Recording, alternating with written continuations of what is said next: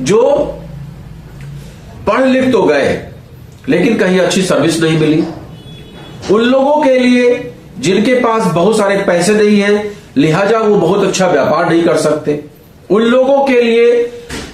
जो महिलाएं हैं जो घर में रह रही हैं उनके पास अवसर नहीं है बाहर निकल के काम करने का, ज्यादा पढ़ लिख नहीं पाई लिहाजा उनके पास अवसर नहीं है सर्विस करने का, ज्यादा परिवार को समय देने की वजह से समय नहीं है उनके पास। ऐसे सभी लोगों के लिए डायरेक्ट सेलिंग एक बेहतरीन अवसर है आगे बढ़ने का, पैसा कमाने का। जो भी टाइम आपके पास है उस टाइम में अपने आप को इंगेज करके, उस टाइम में अपने आप को व्यस्त करके हम पैसा कमा सकते हैं। एक ऐसा अवसर आप सोचिए जरा कि एक 60 साल का व्यक्ति धीमे धीमे बिजनेस में है तो वहां से भी रिटायर कर दिया जाता है और सर्विस में है तो वहां से तो डेफिनेटली रिटायर ही हो जाता है। अब उसके पास अपने समय को व्यतीत करने का कोई साधन नहीं बचता है, लिहाजा वो धीमे धीमे अपने आप को बेकार समझने लगता है। और आप जानते हैं कि घर में भी आप जिस चीज को बेकार समझ लीजिए वो धीमे धीमे सही में बेकार हो जाता है। उसी तरीके से मनुष्य भी जब अपने आप को बेकार समझने लगता है तो धीमे धीमे वो बीमारी की चपेट में आने लगता है, उसके अंदर आलस्य भर जाता है, उसका जीवन का उद्देश्य समाप्त हो जाता है और उद्देश्य समाप्त हो जाने के बाद वो जीवन से निराश होने लगता है और धीमे धीमे परेशानियों से घिरने लगता है। तो ऐसे लोगों के लिए भी डायरेक्ट सेलिंग एक बेहतरीन बिजनेस है कि आप यहां पर अपने साथियों के साथ, चाहे आपकी उम्र 65 साल हो, चाहे 70 साल हो, चाहे 80 साल हो, अपने साथियों के साथ इस व्यापार को आप स्टार्ट करिए और लोगों से चर्चा करते हुए, लोगों के घर जाकर चाय पीते हुए, लोगों के बीच में रहते हुए अपने एनर्जी को बर्बाद मत होने दीजिए और अपनी एनर्जी को एक दिशा दीजिए, क्योंकि आप एनर्जी को दिशा नहीं देंगे तो वो एनर्जी, जो भी आपकी एनर्जी है, वो बर्बाद हो जाएगी। उसी तरीके से एक जो फीमेल है, हमारी महिला वर्ग, हमारी आधी आबादी, उनके लिए भी एक प्लस पॉइंट है कि आपके पास समय नहीं है, आपको इन लॉज को देखना है, बच्चों को देखना है, आपको अपने हस्बैंड को देखना है, उनको ड्यूटी के लिए तैयार करना है, बच्चों को स्कूल के लिए तैयार करना है, लेकिन उसी में से दोपहर का जो आपके पास टाइम होता है, सॉरी, दोपहर का जो आपके पास समय होता है, उस दोपहर के समय में जो हम लोग फेसबुक देखकर, हम लोग इंस्टाग्राम देखकर, हम लोग रील देखकर अपना समय बर्बाद कर रहे हैं, उस समय को न बर्बाद करके हम लोग इस बिजनेस के बारे में लोगों से चर्चा करें, इस बिजनेस को समझने का प्रयास करें। और जब इस बिजनेस को धीमे धीमे हम समझ लेते हैं, इस बिजनेस के बारे में लोगों से चर्चा करने लगते हैं, इस बिजनेस के बारे में एक अवसर के रूप में इसको समझ के हम आगे बढ़ते हैं, उस अवस्था में एक अच्छी खासी इनकम हमारी स्टार्ट हो जाती है। हमारा नाम होने लगता है, हमारा सम्मान होने लगता है, हमारी इनकम होने लगती है, हमारा रिकॉग्निशन होने लगता है, हमें देश विदेश घूमने का अवसर मिलने लगता है। लिहाजा जो महिलाएं हैं जिनके जीवन का उद्देश्य टिक के रह गया है केवल परिवार की देखभाल और उनका खुद का अस्तित्व धीमे धीमे समाप्त होने लगता है, वो अस्तित्व यहां पर फिर से आपका निखर के सामने आ जाएगा। तो उस लिहाज से भी डायरेक्ट सेलिंग एक बेहतर ऑप्शन है, एक बेहतर अपॉर्चुनिटी है हर जेंडर के लिए, हर एज वालों के लिए, सबके लिए। आप सोचिए एक स्टूडेंट भी है तो उस स्टूडेंट के लिए भी एक अवसर है डायरेक्ट सेलिंग के रूप में। अगर वो 18 साल से ऊपर है, और आप देखे होंगे कई बार लोग पैसा कमाने के लिए, जो बच्चे होते हैं, हो सकता है कि उनके परिवार वाले उतने सक्षम ना हो, तो वो पैसा कमाने के लिए क्या करते हैं, पार्ट टाइम में ट्यूशन पढ़ाना स्टार्ट कर देते हैं। तो अच्छा काम है, मैं उसको डिनाई नहीं करता, किसी भी काम को करने में कोई बुराई नहीं है, लेकिन अगर आपने घंटा भर ट्यूशन पढ़ाया, 400, 500, 1000 रुपया आपको मिला, 2 घंटा पढ़ाया, 3 घंटा पढ़ाया, जितना पढ़ाएंगे उतना ही पैसा मिलेगा। लेकिन इस काम को अगर आप स्टार्ट कर देते हैं पार्ट टाइम में, घंटा 2 घंटा ही पढ़ने देते हैं और लोगों को समझाने का प्रयास करते हैं, तो धीमे धीमे धीमे आप देखेंगे कि आपकी एक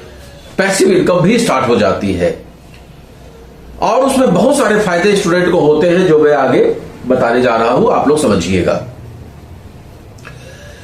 अब हमने आपको बताने का प्रयास किया कि डायरेक्ट सेलिंग बिजनेस एक बेहतरीन व्यापार है। Direct selling business traditional market और मल्टी लेवल मार्केट में क्या डिफरेंस है। साथ में हमने आपको बताया कि डायरेक्ट सेलिंग बिजनेस एक बेस्ट अपॉर्चुनिटी है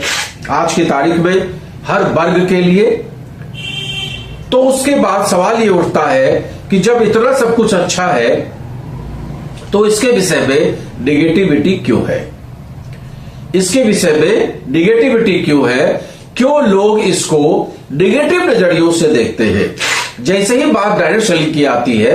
वैसे ही लोगों के चेहरे पे एक मुस्कुराहट आती है कि ये भी फ्रॉड में हमको फंसाने आ गया, इस टाइप की बात लोग करते हैं। निगेटिविटी है, 3 का 5, 5 का, वही टीम जोड़ने जाने का काम, अरे वही जो चेन बनाने का काम है ना भैया, ये मेरे बस का नहीं है। इस तरह की बातें जनरली आप मार्केट में सुनते होंगे।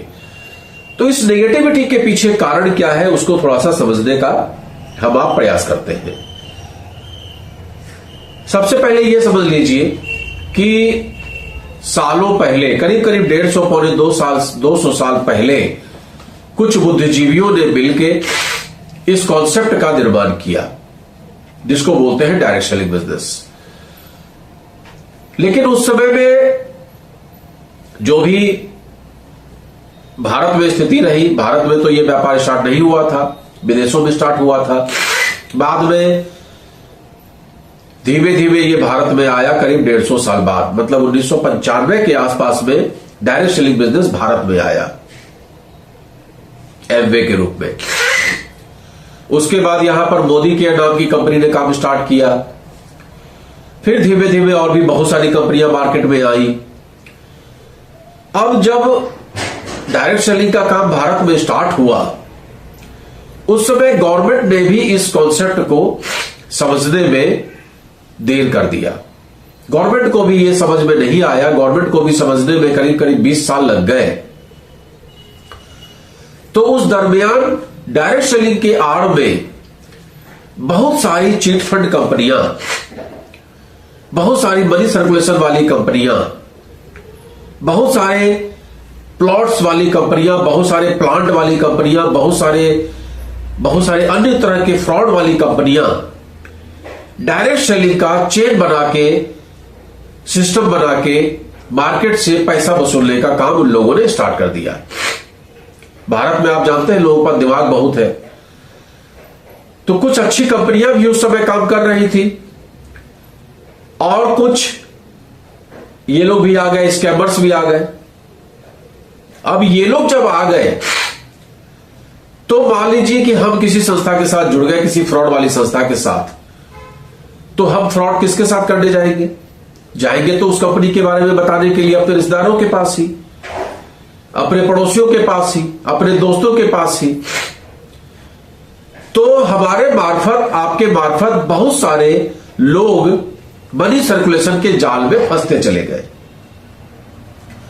और मनी सर्कुलेशन के जाल में जब लोग फंसते चले गए, बहुत सारे लोग फंसते चले गए, बहुत सारी कंपनियां पैसा लेके भाग गई, तो बहुत सारे लोग फंसते गए, बहुत सारी कंपनियों ने पैसा लूट लिया। लिहाजा आम जनता के मन में यह भावना जाग गई कि अगर इस टाइप की कंपनी में हम लोग जुड़ते हैं तो ये कंपनियां लोगों का पैसा डुबो देती हैं। यहां पर लोगों को जोड़िए, 10,000 10,000 10,000 करके लाइए, बड़ी बड़ी बातें की जाती हैं और होता सिफर है, होता जीरो है, कुछ नहीं होता है। और अल्टीमेटली कंपनियां पैसा लेके भाग जाती हैं। ये जो पीरियड गुजरा 20 साल का, इस पीरियड में अच्छी कंपनियों के साथ जो ये मनी सर्कुलेशन की कंपनियां रही, उसकी वजह से धीमे धीमे लोगों के अंदर में नेगेटिविटी ज्यादा आ गई, और जब मार्केट में र्यूमर फैलता है, जब मार्केट में नेगेटिविटी आती है, तो उसका प्रभाव लोगों के ऊपर ज्यादा पड़ता है। और उस दरमियान जो अच्छी कंपनियां मार्केट में प्रोडक्ट को लेकर उतरी थी, उन कंपनियों का प्रभाव उतना ज्यादा नहीं बन पा रहा था जितना इन नेगेटिव कंपनियों का, ये स्कैंडल वाली कंपनियों का, स्कैमर्स वाली कंपनियों का प्रभाव चल रहा था, मनी सर्कुलेशन वाली कंपनियों का प्रभाव चल रहा था। लिहाजा पब्लिक धीमे धीमे इससे नेगेटिव होती चली गई। 2016 में गवर्नमेंट ने डायरेक्ट सेलिंग के पावर को समझा, और उसके बाद गवर्नमेंट ने इसके रूल्स बनाए, इसके नॉर्म्स बनाए, और धीमे धीमे जो उस टाइप की कंपनियां थी वो धीमे धीमे बाहर का रास्ता देखने लगी। लेकिन उस 15 साल 20 साल के पीरियड में जिन लोगों का पैसा कहीं ना कहीं मनी सर्कुलेशन में डूबा था, वो लोग तो अल्टीमेटली निगेटिव बैठे ही हैं। वही लोग आज की तारीख में एक माहौल तैयार किए हुए हैं कि डायरेक्ट सेलिंग का काम अच्छा नहीं होता है। यही कारण है कि इस तरह के कॉन्सेप्ट का मार्केट में नेगेटिव इंपैक्ट ज्यादा है, जबकि हकीकत यह है कि अगर हम मनी सर्कुलेशन से बचें तो इसमें कोई दो राय नहीं है कि डायरेक्ट सेलिंग की कंपनियां एक बेहतरीन कंपनी होती है जो आपको